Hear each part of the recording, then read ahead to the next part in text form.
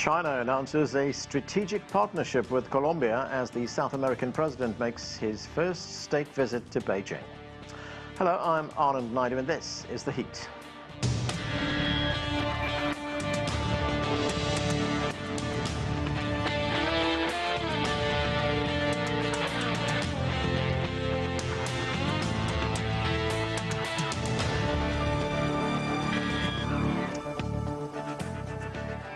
Chinese President Xi Jinping welcomed the Colombian President Gustavo Petro this week for a state visit to Beijing. China has invested heavily in Colombia with infrastructure projects and mining operations and was the first country to send vaccines during the COVID-19 pandemic. The two developing countries signed 12 cooperation deals, including industrial, investment, trade, and green development. China is now Colombia's second largest trading partner after the United States.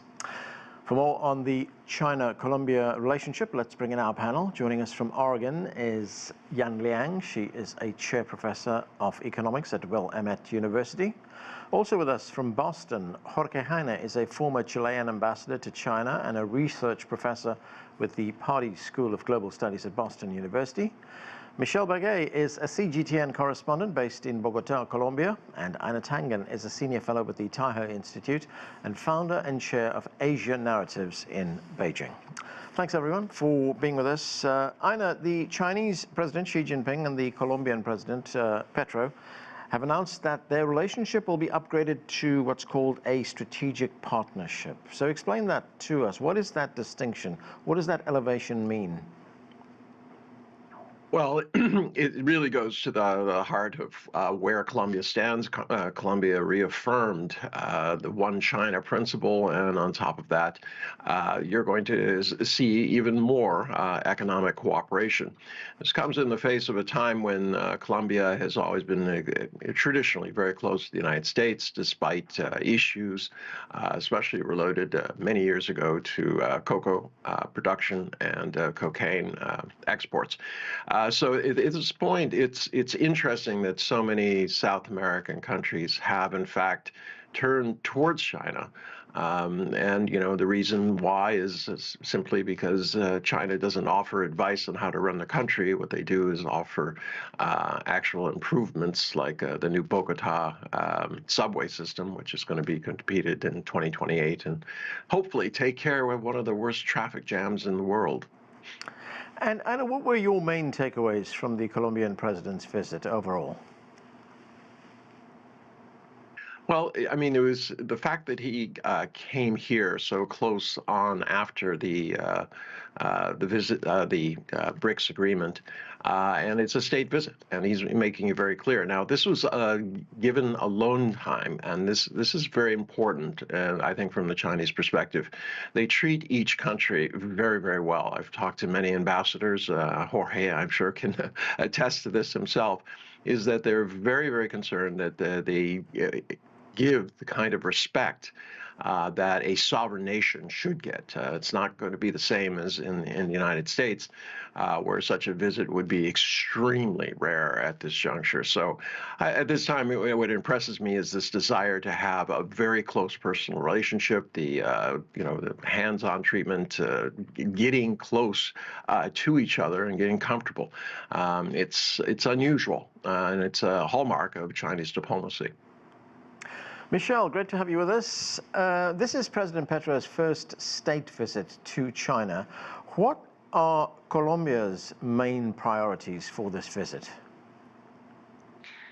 Well, Colombia has been wanting to diversify, strengthen the relationship, and then diversify in its exports, bring in more investment. There's a lot to do in Colombia in terms of infrastructure, in terms of innovating, especially in the agricultural sector, as we have so many generations or the new generations of people who live in farmlands don't want to farm, don't want to be in the agricultural sector. So there's a search for innovating there, producing food, exporting different things that are not just petroleum and coffee, which is what we mostly export, and trying to find new clients, new people to export. So that is something that was definitely has been talked about, that there is hope that we can find new markets. And China, being the second commercial ally after the United States, has been growing, and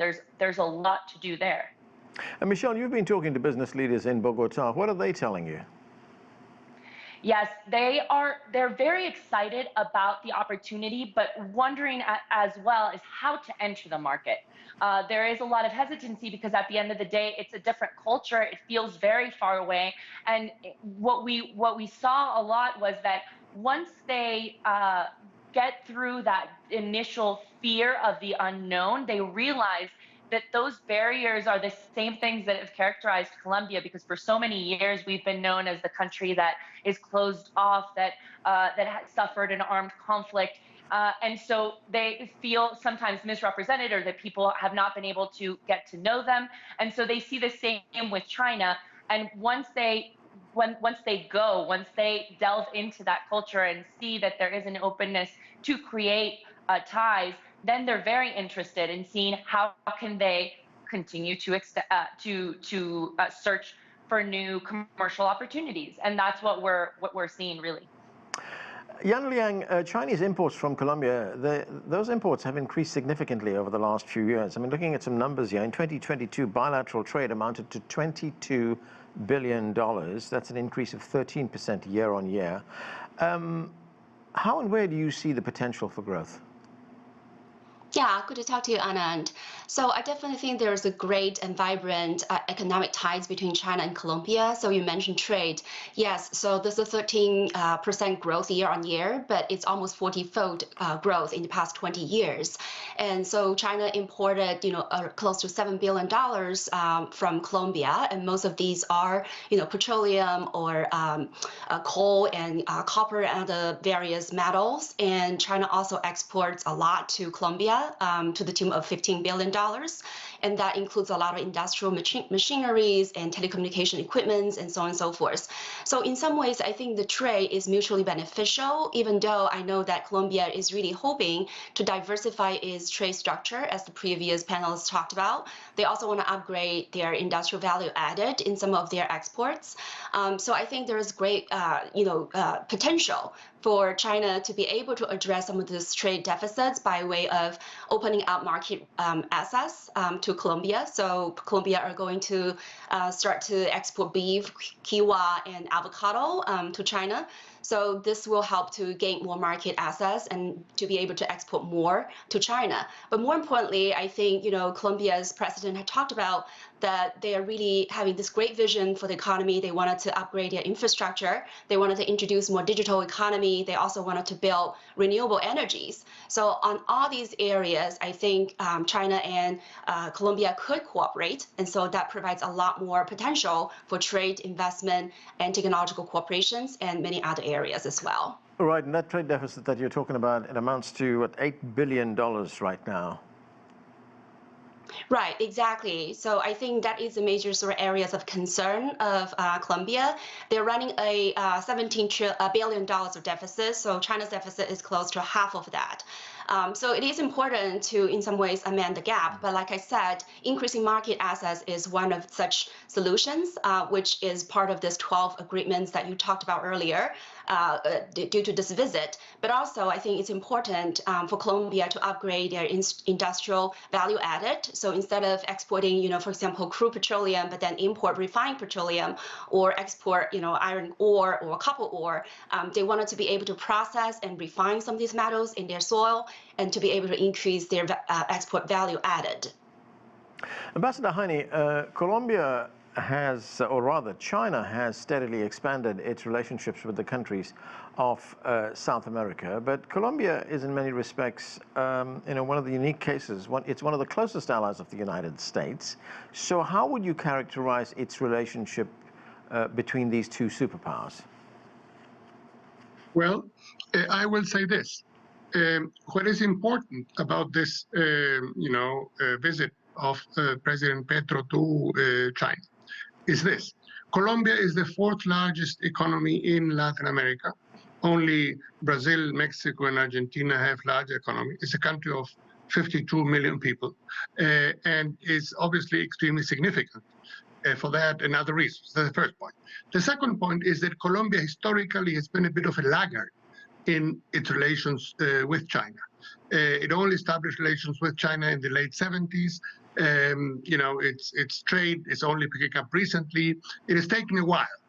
And so it seems to me what the visit of President Petro is trying to achieve is to inject a measure of speed into this.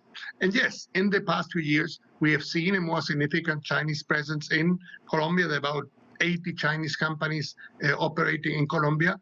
It was mentioned before the case of the metro system that was awarded to a Chinese company, and the other light rail systems that will be built by a Chinese company. So there's a question of catching up here.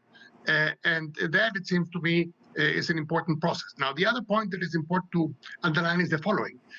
Chinese companies have participated in bids, in tenders, for various, transport and energy projects in Colombia, and have won them fairly and squarely. These are not, government-to-government deals, as we have seen in other countries in the region. These are open bids, and Chinese companies have won them and have shown to be very competitive. That, it seems to me, has generated quite a bit of goodwill in Colombia. Colombia has very significant infrastructure needs to connect its cities, its regions, and there China can play an important role. Michelle, people-to-people exchanges, cultural exchanges, those were part of the discussions that the two leaders had in Beijing. You've been exploring what this continuing expansion means for tourism, and you have a report. Let's watch your report. Colombian Miguel González got to know China through academia. Through his university here in Bogota, he studied in China for a year and a half, an experience that changed his life. González explains that few Colombians have the possibility to visit the Asia giant because of how far away it is. That is why González says tourism is usually related to a business opportunity or studies abroad. The culture of China is of great interest. Even if people go to do business, they want to see the Great Wall of China and the development in Shanghai. The centuries-old history and the modern history of China is of great interest. In 2013, González and his partner began an agency to help facilitate travel and business between China and Latin America. They want to help make travel easier so that language and cultures aren't a barrier to new experiences. Both Colombia and China are on a quest to deepen economic and political relations. Colombian President Gustavo Petro's visit to China this October is just one example of China's growing influence in Latin America. Growth in tourism is expected to be part of this expanding relationship. The Colombian and Chinese Chamber of Commerce says private sectors such as hotels, airlines, and travel agencies are exploring expansion opportunities that were occurring before the COVID-19 pandemic. A topic that was being talked about before the pandemic was alliances with Chinese airlines, like Air China, so that there can be maybe a direct flight with strategic stops between the two countries. That is a topic that could be taken up again, maybe with the president's visit, or maybe with longer technical visits next year. The interest goes both ways, as Colombia has also recently launched tourism campaigns in China, with the hope of attracting tourists who have a whole new world to discover in South America. González and his team have hosted a number of Chinese tourists who visited Colombia on business trips. They were surprised and delighted by the biodiversity and landscapes that awaited them. Colombia was closed off for many years from tourism, not because of a pandemic, but because of security reasons in the country. So the Chinese are surprised by the biodiversity, the people and the experiences, like the street festivals in Cali, or the natural wonders outside of Medellin. So, Michelle, of course, tourism is a huge generator of growth, and I was looking at some figures for Chinese tourism, and this is from 2019, of course, pre-COVID figures. 155 million Chinese travel abroad, and they spent something like $250 billion. So when it comes to, say, a country like Colombia, how does Colombia hope to get part of this market share? It's a very lucrative market.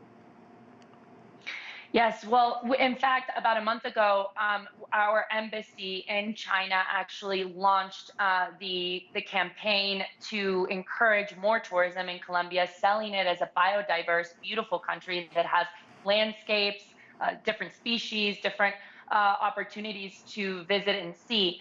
And what we saw with this story, especially speaking to people in tourism, is that since in the last years, what we're seeing more is just Chinese tourists who are actually here on business and then decide to do a little bit of traveling since we are so far away. And what tourism companies now want to do is expand more to find ways to attract Chinese tourists, such as bird watchers. That is something that's growing here in Colombia a lot, the tourism surrounding bird watching. It's a lucrative business. It caters to a type of tourist that can pay long flights to come out and take the time, because we are a country that has so many bird species and just a paradise for bird watchers. So those types of tourist packages, opportunities to bring in people who are not just looking for business opportunities here in Colombia, but who really want to explore nature and what Colombia has to offer. Einar, you were talking to us a moment ago about how China relates to its partners, to other countries, and it's very different in terms of tone, in terms of content, in terms of purpose. There was a poll just conducted recently. It was conducted by Colombia Risk Analysis, which showed that 67% of respondents said Colombia should expand economic relations with China. And there were 59% of those polled who said that they would also like to see closer political relations. What's behind those numbers? Well, there's a certain restiveness in not just Colombia, but throughout South America. The relationship with the United States has been close but problematic. You go back to the Monroe Doctrine, when basically Colombia and all the rest of the countries were treated as appendages to U.S. interests. You go back to the banana republics and this idea that if a simple phone call and a little military or CIA action could topple a government. These are things that people do remember, and especially Colombia, where issues about American thirst for drugs and things like this are somehow always Colombia's fault. So right now, I think all of South America, including Colombia, wants a fresh start. They want a country who's willing to share economic opportunities as well as technological development. This is really important.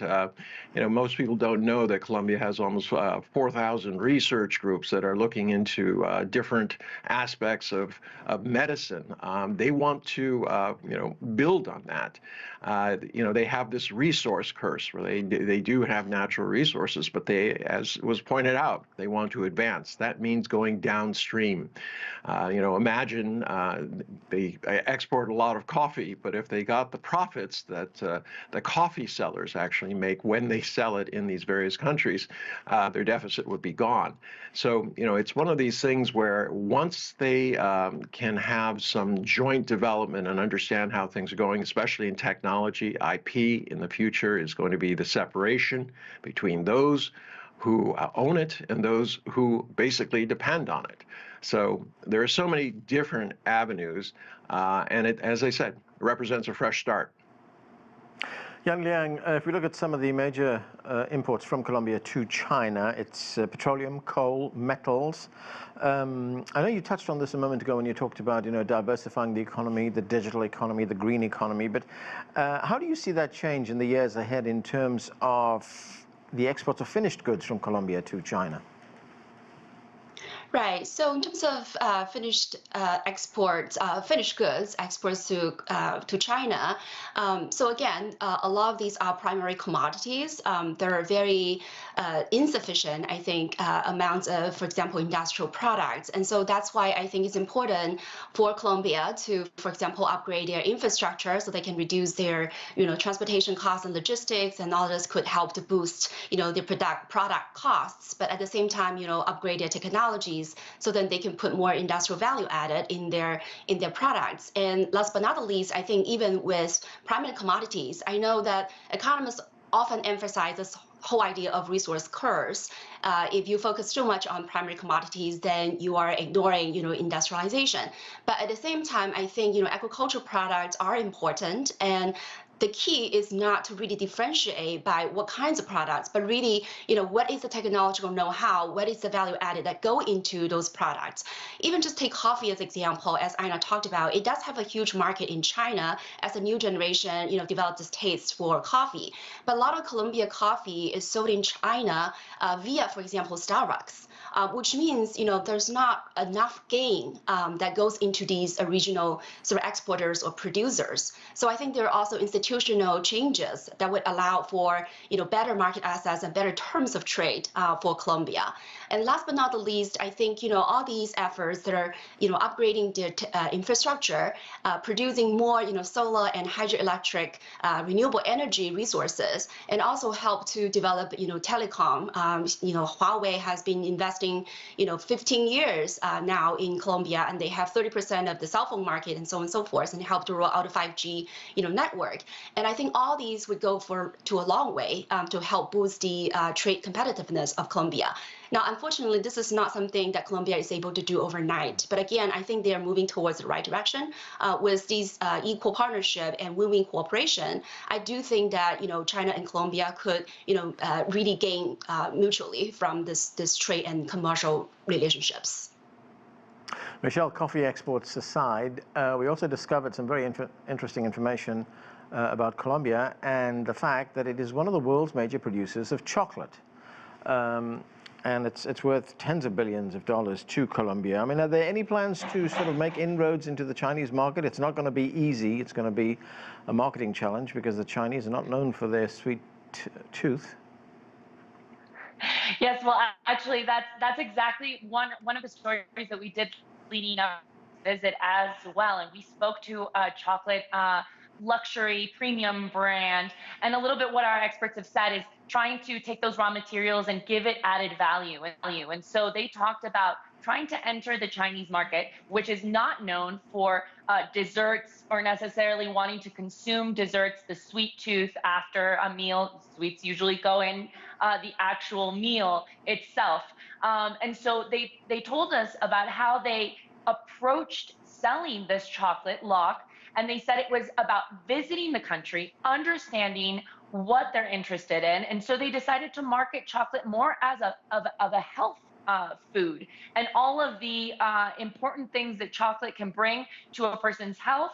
And then also change the formula. It's not the same chocolate that they sell in Europe, for example. It's not a milk chocolate. It's a darker chocolate mixed with exotic fruits. And that has really had a very good has been well received in China, and that's what they recommend to other companies who want to increase their trade. They said, don't think that you're going to go to this country or this region and sell exactly the same thing that you've had. You need to go, get to know the culture, get to know the people, and then modify your products and give them that added value that they're looking for in order to sell. Ambassador Heine, China recently welcomed world leaders to the 10th anniversary commemorations of the Belt and Road Initiative. This is one of a very ambitious Chinese project. The Chilean president was there, and he combined that visit to the Belt and Road Forum with a state visit to China. What can you tell us about the relationship between Chile and China? Well, the relationship between Chile and China, as you know, goes back a long time, over 50 years. Chile was the first country in South America to establish diplomatic relations with the PRC as far back as 1970. And over time, this has gone from strength to strength. In 2005, Chile was the first country in the world to sign a free trade agreement with China. Since then, trade between Chile and China has increased eightfold, from $8 billion to $65 billion. So the relationship is on a very solid footing. President Bachelet was the first head of state to visit the headquarters of the AIIB in Beijing. Chile, of course, has signed on an MOU to the Belt and Road Initiative, is now a full member of the AIIB. So the relationship is on a very solid footing, and we would like to expand it now, particularly in the area of lithium and how more value can be added to lithium in Chile. Chile is part of the lithium, so-called lithium triangle, Chile, Bolivia, and Argentina. And that, of course, is very important for China, given what it is doing in electric mobility. So President Boric had a very productive and fruitful visit, and there's much on the bilateral agenda between China and Chile. Liang, according to data from the International Monetary Fund, bilateral trade between China and Latin America jumped from $12 billion in 2000 to $450 billion in 2021. What is behind that real big jump? Right. So I think this is really the mutual benefits that we were talking about. So obviously, Latin American countries, they have really rich resources. As the ambassador talked about just now, there's the lithium, where Latin American countries account for 70% of the global deposits of lithium. And as we also just talked about, Colombia, for example, has rich, petroleum and coal and other various metal, including gold, iron ore, and copper ore. And also, I think there's very important in terms of geopolitical relationships and also their geopolitical locations, that I think, again, these kinds of commercial and investment, relations will benefit both countries. And also, I think importantly to understand that all these countries share the common goal, which is they wanted to advance sustainable development. They wanted to benefit their people. So just now you mentioned this survey done by the Colombian risk analysis. So among the respondents, 2/3 of them said the Chinese investment benefit their economy, benefit their people.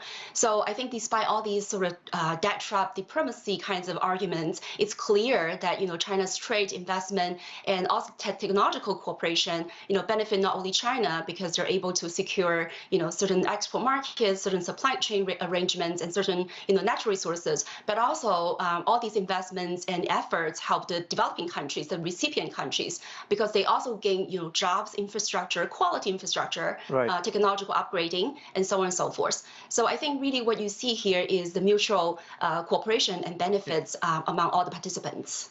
Okay, and that is where we have to leave it. Thank you to all of you for being with us. That's it for this edition of The Heat. I'm Anand Naidu in Washington, D.C.